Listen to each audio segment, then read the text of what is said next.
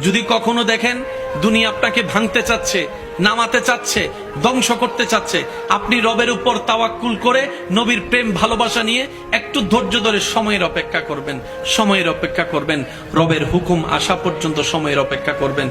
মনে রাখবেন, ভাঙ্গা জিনিসগুলাকে আল্লাহ এমন ভাবে সুন্দর করে নতুন করে সাজাবে, আপনাকে এমন সুন্দর জীবন দান করবে, যারা আপনাকে নামাতে চেয়েছিল তারা আপনি পর্যন্ত আর পৌঁছাতে পারবে না। সুবহানাল্লাহ।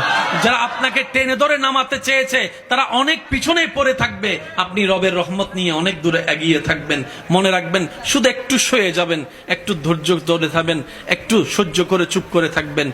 যত সইবেন তত পাইবেন, যত সইবেন তত পাইবেন। কোনো আফসোস নাই, কোনো আপত্তি নাই, কোনো হা হুতাশ নাই। রবকে শুধু এতটুকু বলবেন যখনই মন খারাপ হবে, সিজদায় মাথাটা ঝুঁকিয়ে, ইয়া রব, আমি যা পেয়েছি কোনো কিছু পাওয়ার যোগ্যতা আমার কাছেই নেই, সব তুমি দয়া করেই দান করেছো।